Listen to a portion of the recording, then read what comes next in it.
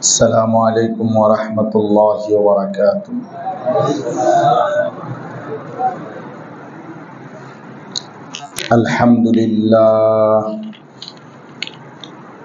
الحمد لله نحمده ونستعينه ونستغفره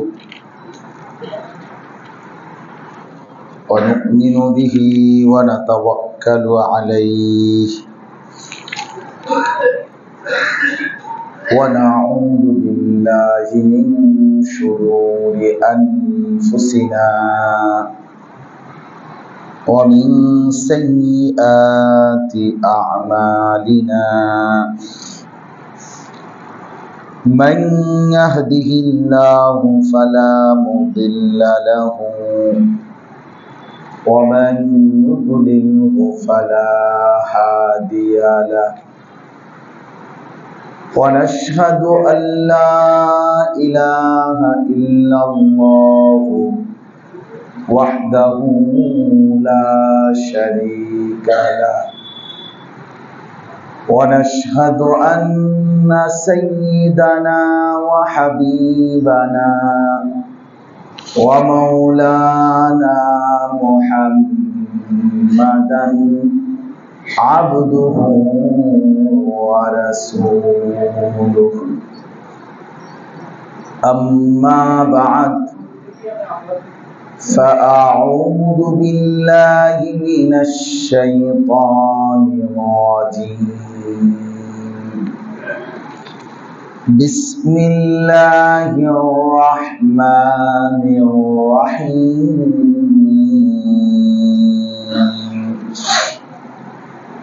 يا أيها الناس اتقوا ربكم إن زلزلة الساعة شيء عظيم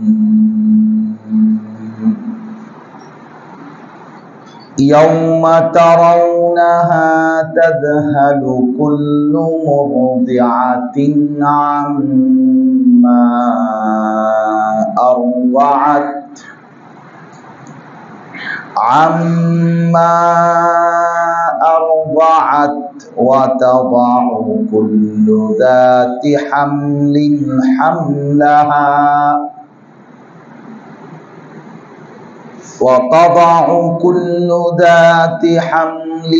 حملها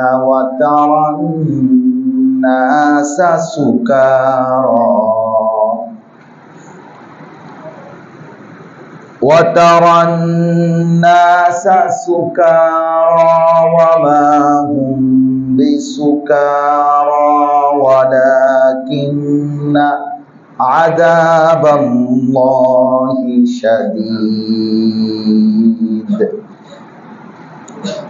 صدق الله مولانا العظيم وقال النبي صلى الله عليه وسلم من حج لله فلم يرفث ولم يفسق رجع كيوم ولدته أمه اللهم صل على محمد وعلى آل محمد كما صليت على إبراهيم وعلى آل إبراهيم إنك حميد مجيد اللهم بارك على محمد وعلى آل محمد كما باركت على إبراهيم وعلى آل إبراهيم إنك حميد مجيد سبحانك لا علم لنا إلا ما علمتنا إنك أنت العليم الحكيم الحمد لله আল্লাহ পাক রব্বুল ইজ্জত জুল জালাল ওয়াল ইকরামের ফজল কারাম রব্বুল আলামিনের অপরিসীম ইহসান, মেহেরবানি, দয়া, আল্লাহ তাআলা আমাদেরকে জুমার নামাজ জামাতের সাথে আদায় করবার উদ্দেশ্যে আল্লাহর ঘরে আসবার বসবার আল্লাহর জন্যই জমা হওয়ার তৌফিক দান করেছেন। এজন্য সকলেই বলি আলহামদুলিল্লাহ।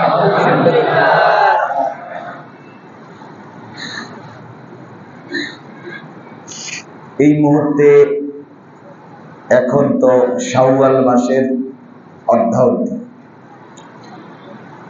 মূলত আরবি এখন যে মাসটি শাওয়াল, এরপরের মাস হলো যুলকাদা, এরপরের মাস হলো যুলহজ্জা। জিলকাদাও বলি আমরা, জিলহজ্জা বলি। এটা আরবি গ্রামারের উচ্চারণের একটা নিয়মের কারণে। এই 3 মাস, শাওয়াল মাস এবং যুলকাদা, যুলহজ্জা, এই 3 মাস হজ্জের মাস। এই 3 মাসকে বলা হয় হজ্জের মাস।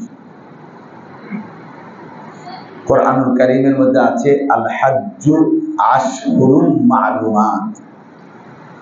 আল্লাহ তাআলা বলেন হজ নির্ধারিত কয়েকটি মাসে হয়ে থাকে। এই যে নির্ধারিত কয়েকটি মাস, এটা বলতে আমাদের প্রিয় নবী সাল্লাল্লাহু আলাইহি ওয়াসাল্লাম হাদিসের মধ্যে ব্যাখ্যা করে বুঝাইছেন এই 3 মাস, শাওয়াল, যুলকাদা, যুলহজ্জা। বিশেষ করে জিলহজ মাসের প্রথম 10 দিন আর এই 2 মাস, এই 2 মাস 10 দিন বিশেষভাবে হজ্জের মাস। তো 2 মাস 10 দিনও বলা হয়, আবার 3 মাসও বলা হয়, একই কথা। কোরআনুল কারীমের মধ্যে আল্লাহ তাআলা এই হজ সম্পর্কিত বিস্তারিত বিশদ বর্ণনা কোরআনুল কারীমের মধ্যে আছে, অনেক আলোচনা আছে। রোজার আলোচনা কোরআনুল কারীমে আছে, কিন্তু তার চাইতে বেশি আলোচনা কোরআন হজ সম্পর্কে, অনেক আয়াত। তো হজ্জের এই মাসে সারা পৃথিবী থেকে এই মুহূর্তে আল্লাহর বান্দারা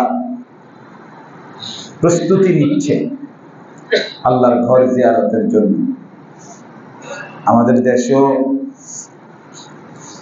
আগামী মাসের প্রথম দশকের ভিতরেই, মে মাসের, হজের ফ্লাইট শুরু হয়ে যাবে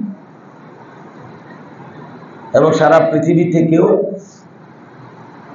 আল্লাহর বান্দারা এরই মধ্যে হজ্জের জন্য ঢুকতেছে। হজ্জের এই মাস, হজ্জের এই সময় অত্যন্ত মুবারক, ফজিলতপূর্ণ সময়। হজ এবং উমরা হজ্জের সাথে সম্পৃক্ত। আমাদের জন্য এখানে 2টা বিষয়। একটা হলো আল্লাহ তাআলার যে বান্দারা হজে যাবে তাদের জন্য সর্বোচ্চ ফজিলত, যারা নিয়ত করছে যেতে চাচ্ছে তাদের জন্য দোয়া করতে থাকা তারা। আর এর সাথে এই হজের মাসেই আমাদের সাথে সকল মুসলমানের সাথে সম্পৃক্ত আরেকটা ইবাদত হলো কোরবানি, ঈদুল আজহা। তাহলে হজ এবং কোরবানি এই 2টা এই সময়ের প্রাসঙ্গিক ইবাদত এই মাসগুলোর। এই জন্য এই হজ এবং উমরা সাথে, মানে কোরবানি, হজ ও কোরবানি এই সম্পর্কে বিস্তারিত আলোচনা হওয়া উচিত।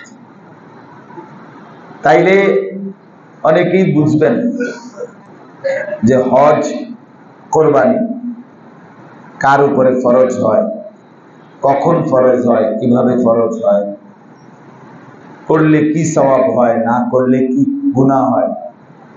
এবং বিষয়টার গুরুত্ব উপলব্ধি করার জন্য দরকার। এই জন্য আমি চিন্তা করছি, ইনশাআল্লাহ আল্লাহ চাহে তো আজকের থেকে শুরু করলাম, শুধু শুরু করব, আল্লাহ তাআলা যেটুকু বলার তৌফিক দেয়।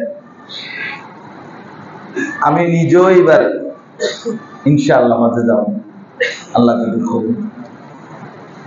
সেই হিসাবে আমার ফ্লাইট হওয়ার আগ পর্যন্ত যেটুকু সুযোগ পাওয়া যায়, আমার ফ্লাইট সম্ভাবনা যে মে মাসের একবারে শেষে, অর্থাৎ হজের 12-14 দিন আগে, পরে থাকতে হবে বেশি, হজের পর। এটা মুআল্লিমদের সুবিধা, ওরা যেমনি মিল করে এভাবে। তো আপনাদের কাছে এই হজ এবং কোরবানি সম্পর্কিত আলোচনার সুবিধার্থে পুরা কোরআনুল কারীমের মধ্যেই হজ এবং কোরবানি সম্পর্কিত আলোচনা আছে।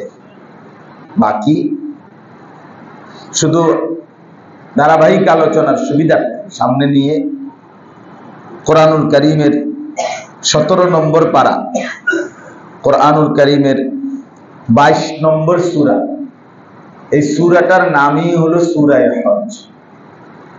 সরাসরি ডাইরেক্ট নামটাই সূরায়ে হজ। এই সূরা আপনাদের সামনে এই মাত্র আমি 2 আয়াত তেলাওয়াত করলাম। তো ইনশাআল্লাহ এই সূরাটাকে সামনে রেখে অন্যান্য আয়াতগুলো এবং এর সাথে প্রাসঙ্গিক কথাগুলো আলোচনা করার চেষ্টা করব। আল্লাহ তাআলা আমাদেরকে তৌফিক দান।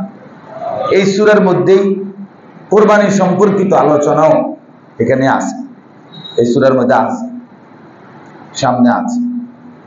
আমরা যদি মনোযোগ দিয়ে শুনি ইনশাআল্লাহ আমাদের বরকত হবে। হজ এক মুমিনের ভালোবাসা, মহব্বত, আল্লাহর প্রতি গভীর ভালোবাসা সর্বোচ্চ নমুনা।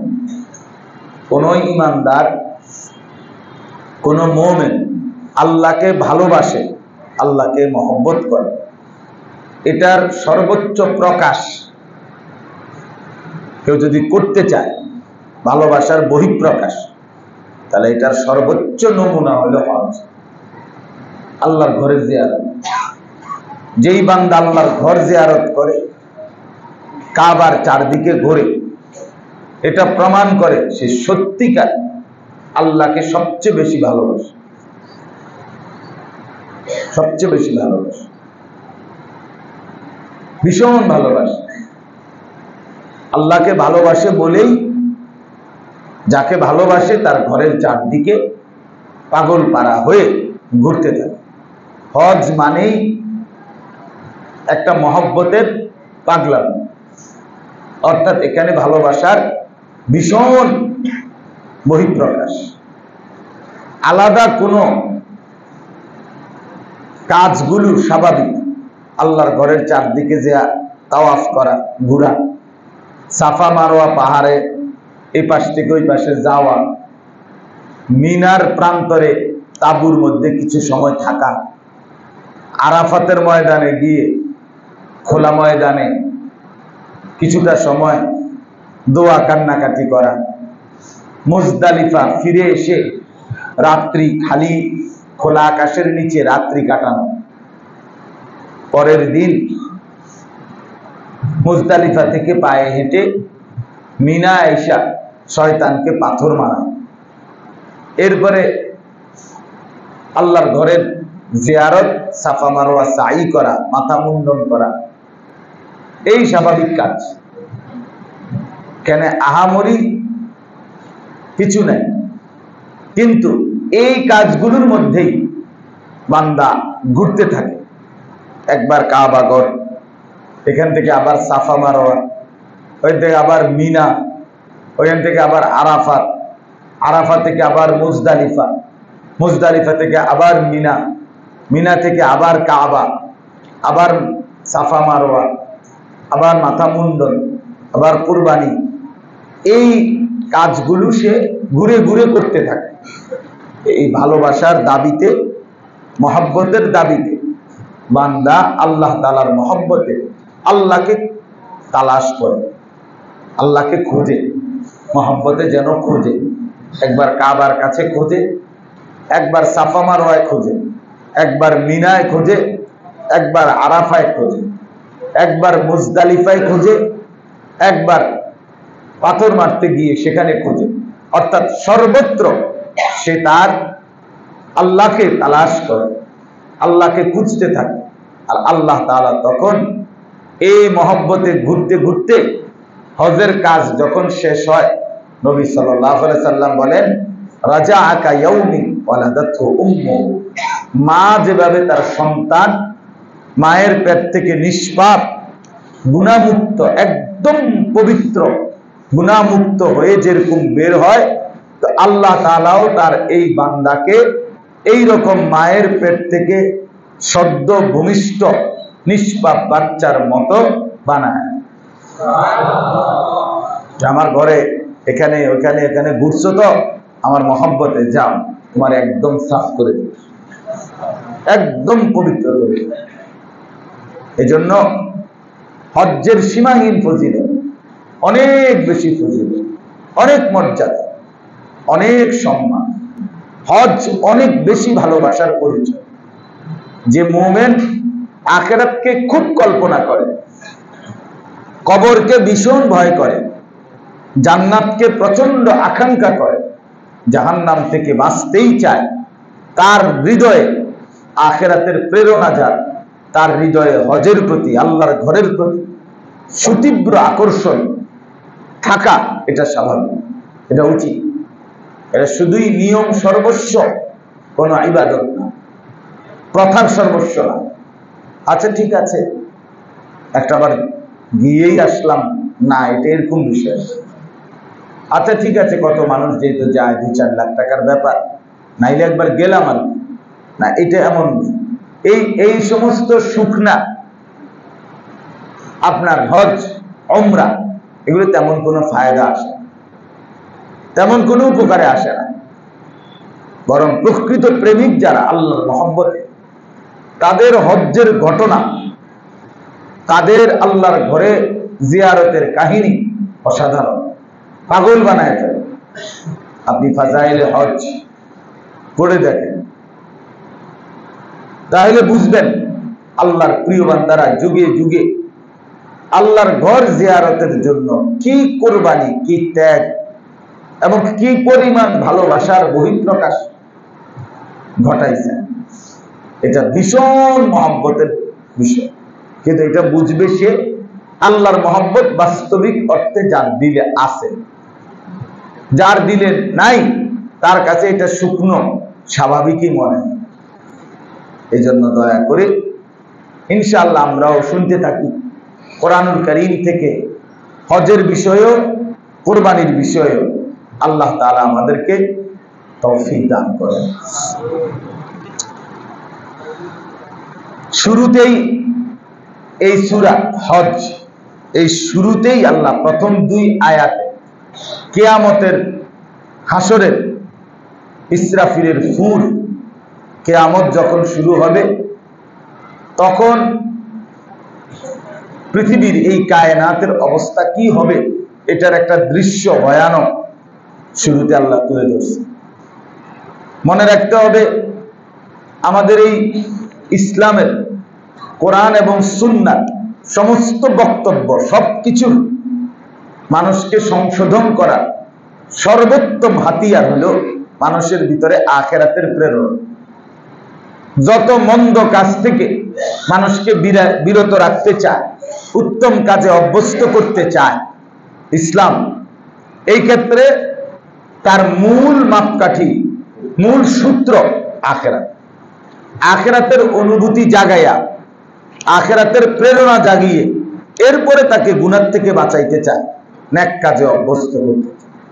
এই জন্য এটাই সত্য, এই পৃথিবীতে র্যাবের ভয়, পুলিশের ভয়, প্রশাসনের ভয়, মেম্বার চেয়ারম্যানের ভয়, এমপি মন্ত্রীর ভয়, অথবা সমাজ, গ্রাম, মাতব্বর, এলাকা, এই সমস্ত মানুষের কোনো ভয় দেখিয়ে কোনো মানুষকে চূড়ান্তভাবে বাস্তবিক অর্থে দিল দিয়া, মন দিয়া তারে অপরাধ থেকে দূরতা রাখা, বিরত রাখা সম্ভব পারা যাবে না, হবে না।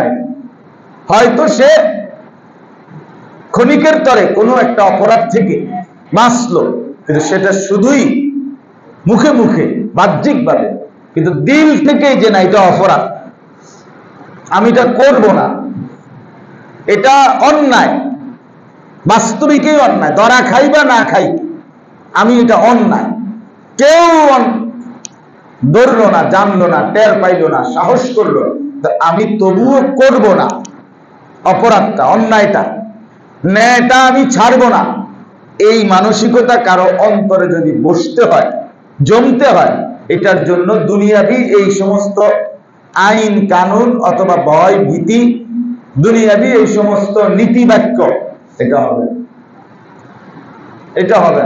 আখিরাতের ভয়, আল্লাহর ভয়, পরকালের ভয়, কবরের ভয়, এটা কলজের ভিতরে ঢুকতে। আমরা দুলাল ভাইয়ের অনেক বাণী এনে আছে, আমি দেখছি এসব বাণী দিয়ে হইতে না না না, আপনি আরো মহাবাণীটা যদি স্বর্ণের অক্ষর দিয়েও বাণী লিখে দেন লাভ হবে। কলিজার মধ্যে পরিবর্তনের জন্য আপনি বলেন, অন্যরাই বলেন, যার ভিতরে যেটুকু পরিবর্তন, এটা কোনো একটা লাইন দেখে না, আল্লাহর ভয় কলিজার মধ্যে তৈরি হয়েছে, আখিরাতের ভয় তৈরি হয়েছে, পরকালের অনুভূতি যাচ্ছে, তো লোকটা বদলাইছে, তখন লোকটা বদলাইছে।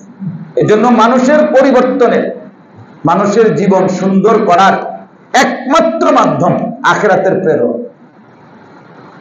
আখিরাতের প্রেরণ। এজন্য আপনাদের কাছেও বলুন, আপনারা যারা আপনাদের সন্তানকে আখিরাতের প্রেরণা, দ্বীন, আল্লাহর কোরআন, ইসলামের শিক্ষা থেকে বঞ্চিত করছেন বা করলেন, আপনারা নিশ্চিত ধরে নেন আপনি আপনার সন্তানকে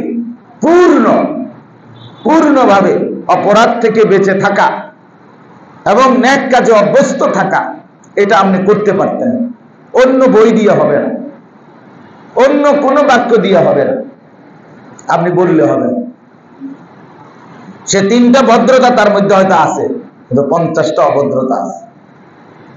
3টা ন্যায় আছে তার ভিতরে, হয়তো 30টা অন্যায় আছে, আপনি টের পাবেন।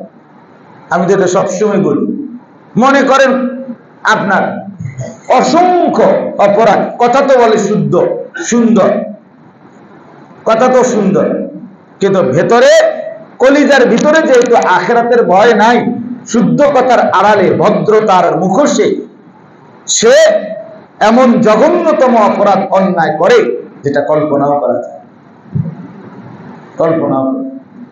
কালকে দেখলাম পত্রিকা একজনের বিশাল রিপোর্ট দিছে যে বেটা আজকে দীর্ঘদিন যাবত আপনার বৃদ্ধ আশ্রম এবং বয়স্ক এবং অনাথ পথ শিশু এদেরকে আশ্রয় দেওয়ার বিশাল আশ্রম করে বাংলাদেশে।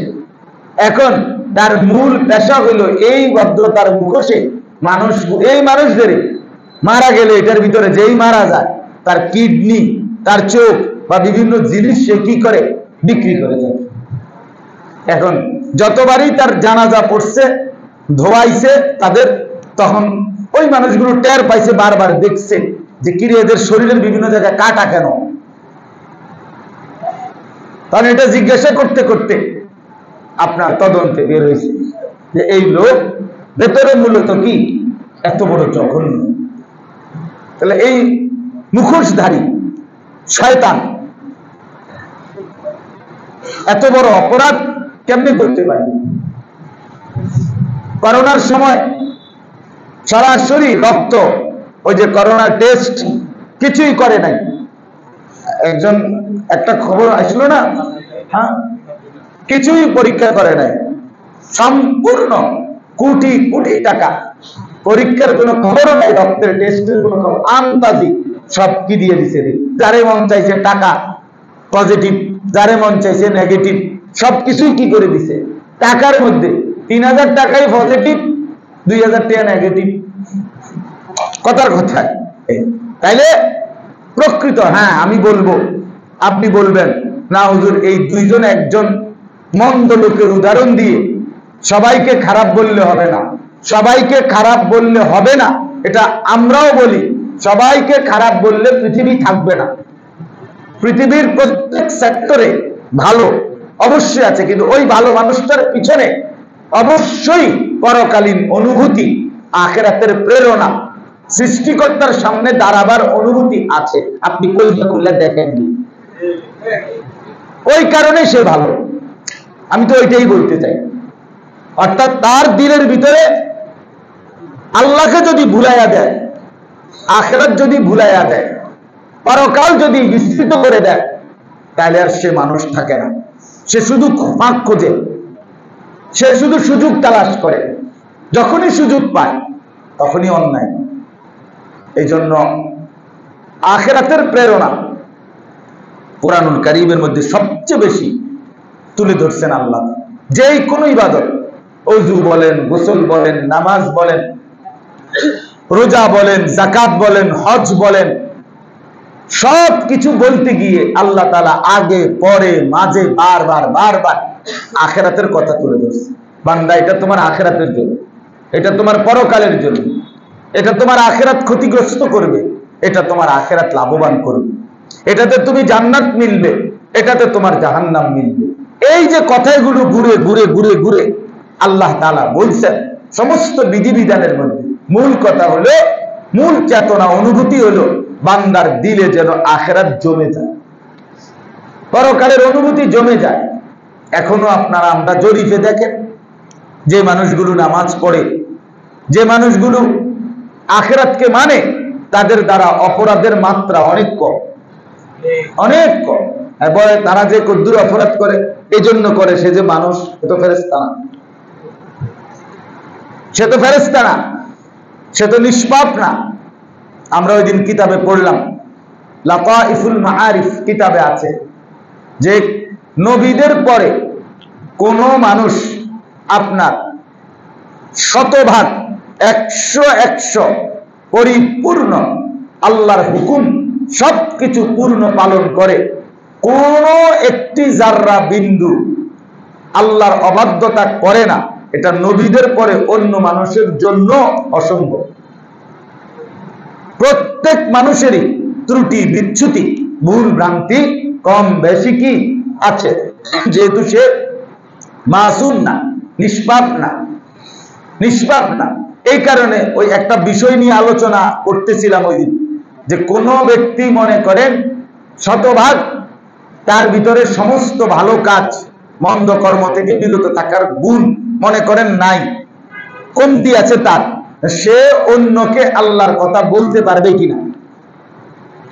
প্রশ্ন হলো এটা। আপনি আমারে বলবেন যে আপনার তো অনেক ত্রুটি আছে, আপনি কেমনে ওয়াজ করেন, এই কথা আমার সেই অধিকার। মনে করেন আমি 100 বার বললাম আমার অনেক ত্রুটি আছে, একেবারে কসম বললাম, এরপরও আমি মানুষকে আল্লাহর কথা বলতে পারবো কিনা, এই অধিকার আছে কিনা? আছে, এই অধিকার আছে। কারণ ওই যে নবীদের পরে আর কেউ শতভাগ নিজেকে নিষ্পাপ বানাইতে পারবে। কিন্তু আখিরাতের অনুভূতি, পরকালের প্রেরণা যার মধ্যে তৈরি হবে, সে ধীরে ধীরে অপরাধ থেকেই বাঁচবে, নেক কাজে উৎসাহিত হবে, তার দ্বারা উত্তম গুণ প্রকাশিত হবে। এই জন্য আমিও আপনাদের কাছে অনুরোধ করছি, আপনারা আপনাদের ঘরে, আপনাদের ছেলে, আপনাদের মেয়ে, আপনাদের স্ত্রী কন্যার কাছে আখিরাত তুলে ধরেন, পরকাল তুলে ধরেন। কিভাবে তুলে ধরবেন আপনি ফিকির করেন, আপনি ফিকির করেন। আপনার ছেলেটা, মেয়েটা ঘরের বাইরেও ঘুমার পরিবেশ, ঘরেও টেলিভিশন, আপনি তারে মানুষ বানাচ্ছেন কিভাবে? তারা তো মানুষ হইতে সুযোগই দিলেন না, সুযোগই তো দিলেন না। বাইরেও সে সমবয়সী বন্ধুদের সাথে আড্ডা দেয়, তো ওইখানে তো ভালো কথা পায় না। সমবয়সীদের আড্ডায় তো অধিকাংশই নারী কেন্দ্রিক, গুণা কেন্দ্রিক, অশ্লীল কথাবার্তাই বেশি হয়। তাইলে বাইরের পরিবেশেও ছেলেটাকে আপনি ভালো হওয়ার পরিবেশ কম তার সমবয়সীদের আড্ডা, আর ঘরেও মাও টেলিভিশন দেখে, বাপও টেলিভিশন দেখে, মাও মোবাইল, বাবাও মোবাইল টিপতেছে বসা বসা। তো ছেলে ঘরে এবার কি শিখলো, বাইরে কি শিখলো?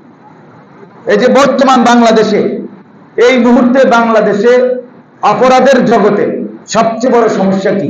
কিশোর গ্যাং।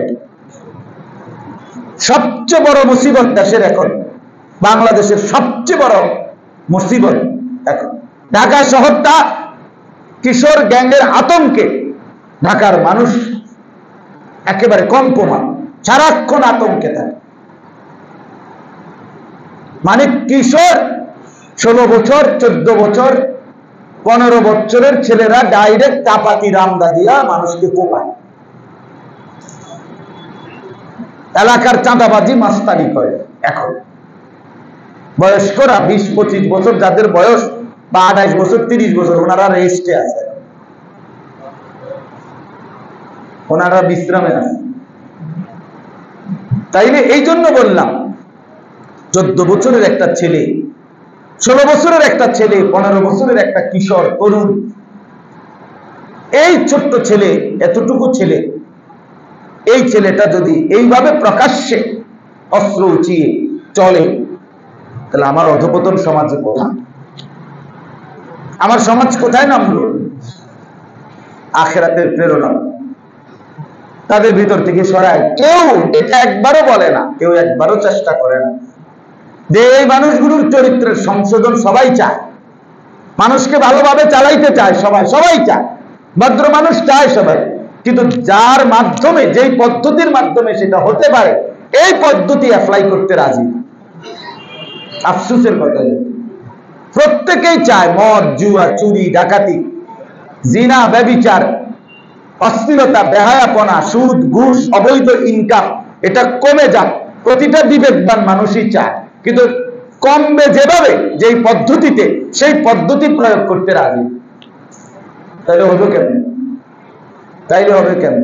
গত 2 দিন আগে বাংলাদেশে, আপনার বাংলাদেশের সর্বোচ্চ এলিট, অভিজাত শ্রেণী যেখানে থাকে, সেই গুলশানে আপনার সরাসরি হোটেল থেকে, বার থেকে, মদের ক্যাফে থেকে আপনার 4টা যুবতী মেয়ে, 3টা মেয়ে, একটা তাদেরই সাথে আরেকজন যুবতী মেয়ে, তারে রাস্তার উপরে, এরকম ওপেন রাস্তার উপরে কাপড় খুলে ফেলছে। একেবারে কাপড় খুলে ফেলছে। এই আমার বাংলাদেশ। সেখানে আমার মতো আঙ্গাল কাঙ্গাল ঢুকবার, ওই অঞ্চলে ঢুকবারও সাহস হবে না।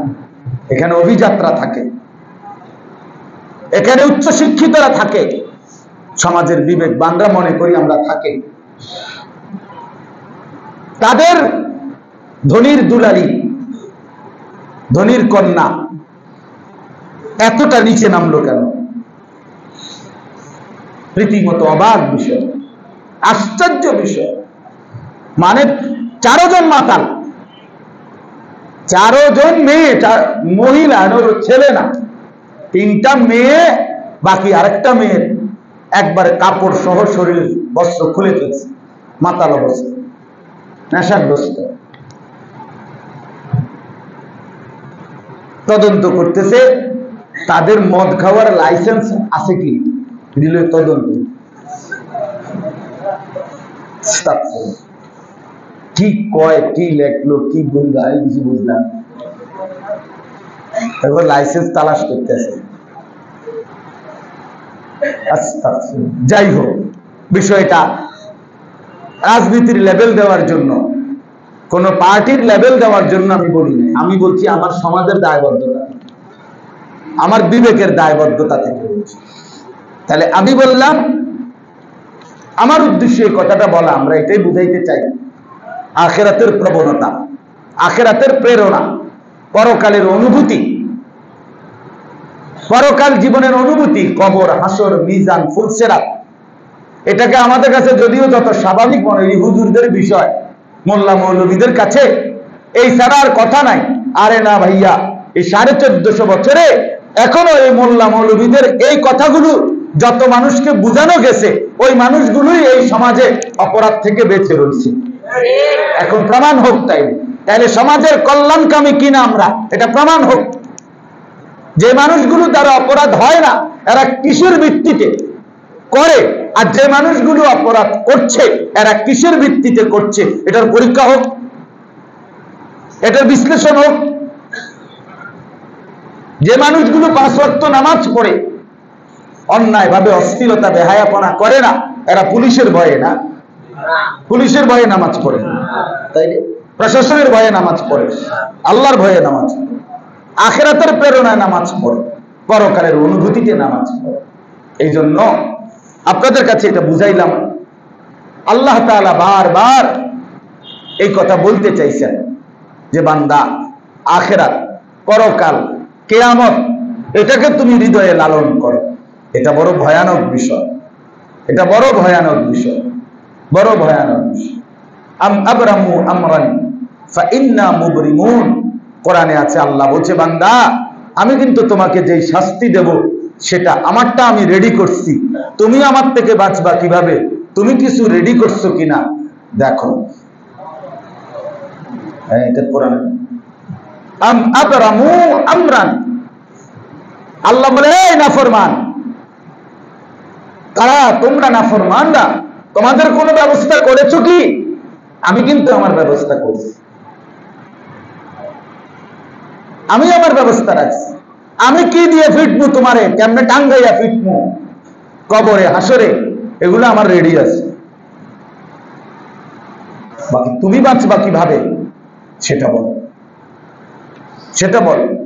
বারবার আল্লাহ তাআলা কোরআনুল কারীমে আখিরাতের প্রেরণা দিয়েছেন আমাদের, কবরের কথা, হাসরের কথা, জান্নাতের কথা, জাহান্নাম থেকে বাঁচার কথা আল্লাহ তাআলা বারবার বলছেন।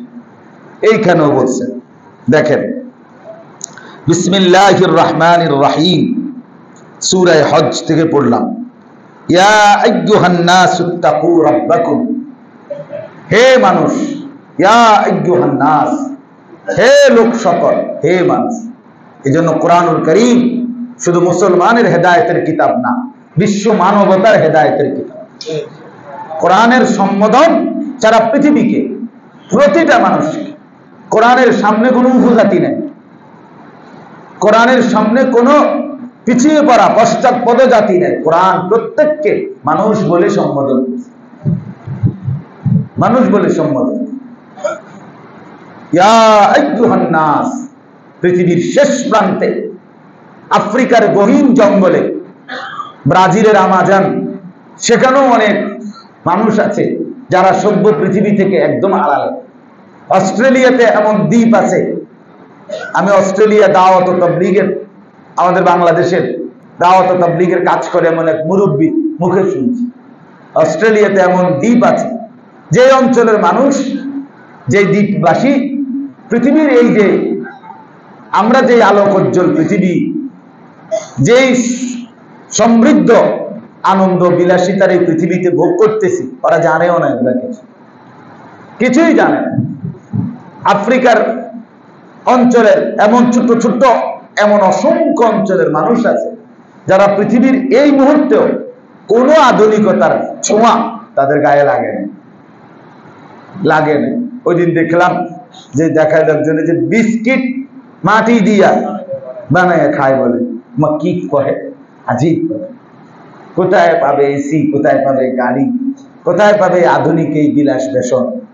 তো আল্লাহ তাআলা বলেন সবাইকে, এরকম শেষ প্রান্তের শেষ মানুষটাকেও ডাক দিছে, ইয়া আইয়ুহান নাস, হে লোক সকল, ইত্তাকু রাব্বাকুম, সবাইকে বলছি তোমরা সকলেই তোমাদের রব আল্লাহকে ভয় করো, আল্লাহকে ভয় করো। রবকে ভয় করতে হয়, এখানে একটা গুরুত্বপূর্ণ বিষয়। কোরআনুল কারীমে আল্লাহ এখানে বলছে ইত্তাকু রাব্বাকুম, রবকে ভয় করো।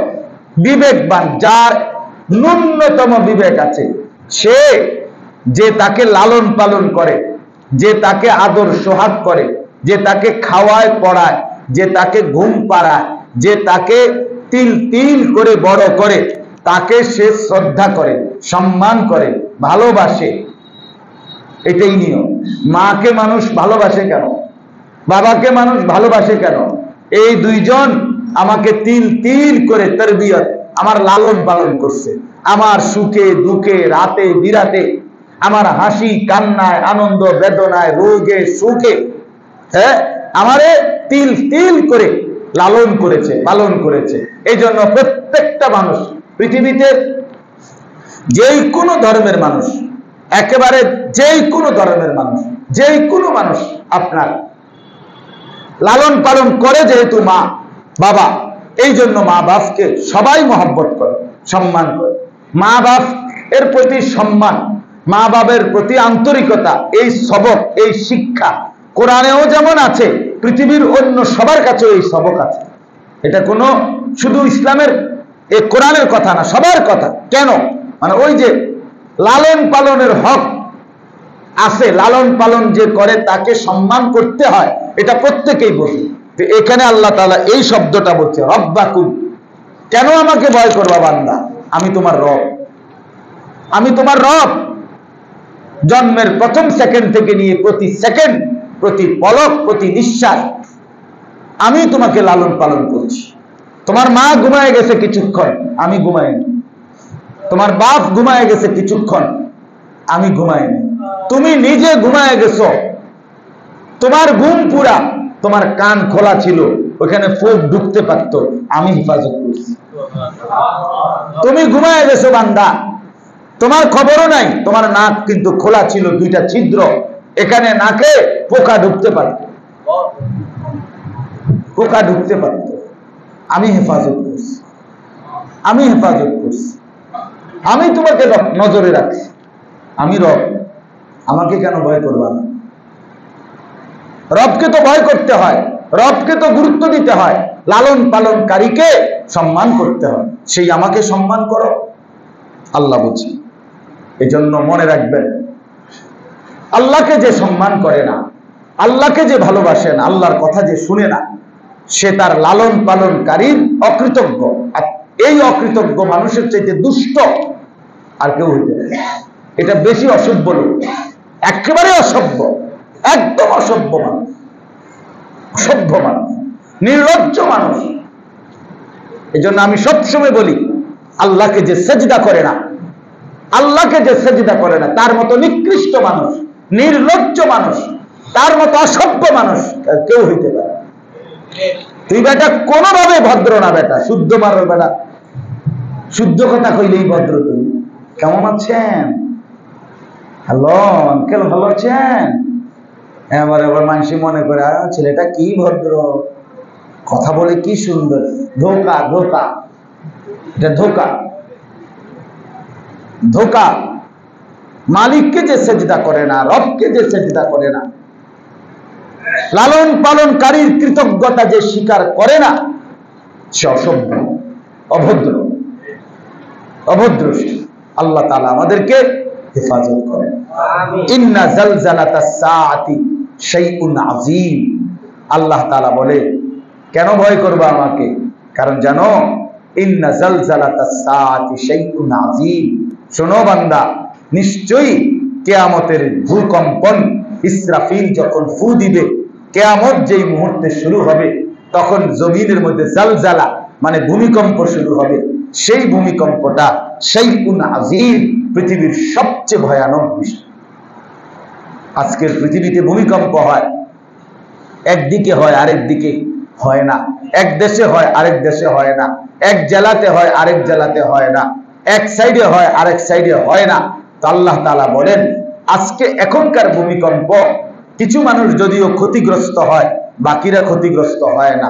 কিন্তু ইসরাফিল যখন ফু দিবে, ইসরাফিলের ফু দিলে জমিনের ভূমিকম্প শুরু হবে। কোরআনুল কারীমে আছে, বাপ কসম আল্লাহ, শেষ মাটির উপরে শেষ খড়কুটাটা, শেষ মানুষ, শেষ গরু ছাগল কীট পতঙ্গ জন্তু জানোয়ার, এমনকি একটা খড়কুটা, এইটাও মাটির উপর থেকে যতক্ষণ পর্যন্ত নিচে না যাবে, কবরে না ঢুকবে, মাটির নিচে না ঢুকবে, উপরের সব কিছু, ততক্ষণ পর্যন্ত এই ভূমিকম্প বন্ধ হবে না। হ্যাঁ, ইয়াকুলুল ইনসানু ইয়াওমাইদিন আইনাল মাফার। লোকেরা বলবে, লোকেরা বলবে, দৌড়াবে আর বলবে আইনাল মাফার, পালাবো কোথায়? কিন্তু কেউ কাউকে স্থির যে ভাই এখানে যদিও নড়ছে, ওইদিকে নড়ে না, না এমন জায়গার সন্ধান বলে দিতে, কারণ গোটা পৃথিবীর জমিন একসাথে কাম। এই জন্য আল্লাহ তাআলা বলেন, আমার বান্দা কিয়ামতের ভূমিকম্প, ইসরাফিলের ফু দিলে যে ভূমিকম্প, সেটাই হবে পৃথিবীর সবচেয়ে ভয়ানক বিষয়, সেটাই ভয়ানক বিষয়। ইয়াউমা তারাউনাহা তাযহালু কুল্লু মুরদিআতিন আম্মা আরদাআত। এই দেখেন আল্লাহ তাআলা একটা ভয়ানক চিত্র তুলে ধরছে, এটাই শেষ কথা। আল্লাহ তাআলা বলেন, হ্যাঁ, ইসরাফিল যখন ফু দিবে, জমিন যখন কাঁপতে শুরু করবে, সাথে সাথে প্রত্যেকটা মানুষের, পাপী ভালো প্রত্যেকটা মানুষের কলিজার ভিতরে ভয় আর আতঙ্ক শুরু হয়ে যাবে। সবাই বুঝে ফেলবে ইসরাফিলের ফু শুরু হয়ে গেছে, জমিনের কম্পন শুরু হয়ে গেছে, কিয়ামত শুরু হয়ে গেছে। এই ভয় আর এই আতঙ্কে কি হবে অবস্থা? আল্লাহ বলে, কুল্লু মুরদিআতিন, প্রত্যেক দুধ পানকারিনী মা, যে মা তার কোলের বাচ্চাকে দুধ পান করাচ্ছিল, বুকের দুধ, আল্লাহ তাআলা বলেন সেই মা এক সেকেন্ডে সন্তানকে বুকের দুধ খাওয়ানো অবস্থা থেকে ছুঁড়ে ফেলে মা তার সন্তানকে একদম ভুলে যাবে, ছুঁড়ে ফেলে দিবে।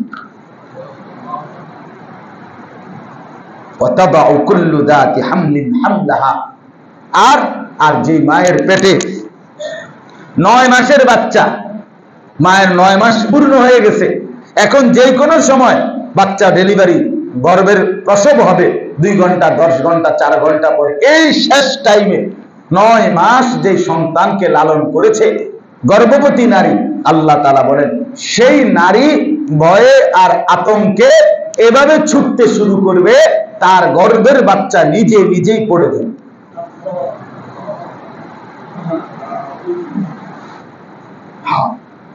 তাহলে পৃথিবীর সবচেয়ে মায়ার জায়গার মধ্যে আল্লাহ বলছে, বড় মানুষের মায়া তোরা করতে আইব, কোলের বাচ্চাকেই যেখানে কি করে দিল, ফেলে দিল, গর্ভের বাচ্চাই যেখানে পড়ে শেষ হয়ে গেল, তো বাকিদের 10 বছরের ফুতের একটু আইব কে? 16 বছরের ছেলেরে খুঁজবে কে? কে খুঁজবে? সময় করবে। আল্লাহ তাআলা এটাই বলছেন, ইয়াউমা তারাউনাহা তাযহালু কুল্লু মুরদিআতিন আম্মা আরদাআত ওয়া তাদাউ কুল্লু যাতি হামলিন হামলাহা ওয়া তারান নাসা সুকারা ওয়া মা হুম বিসুকারা। আল্লাহ বলে মানুষগুলো দেখবে একে অপরকে মাতালের মতো, মাতাল যেভাবে ঘোরে, মাতাল যেভাবে হাঁটে, সব এভাবে বেসামাল হয়ে এক একজন এক এক দিকে দৌড়াদৌড়ি করবে, সবাই ভাববে এগুলো মনো মাতাল। আল্লাহ বলে ওমা হুম বিসুকারা, এই বান্দা এরা মাতাল না, একজনও মাতাল হয় নাই, ওয়ালাকিন্না আযাবাল্লাহি শাদীদ, এরা বুঝছে আজকে আল্লাহর আযাব, আল্লাহর শাস্তি বড় ভয়ানক, এইবার ঠিকই আল্লাহ ধরবে, আর বাঁচবে না।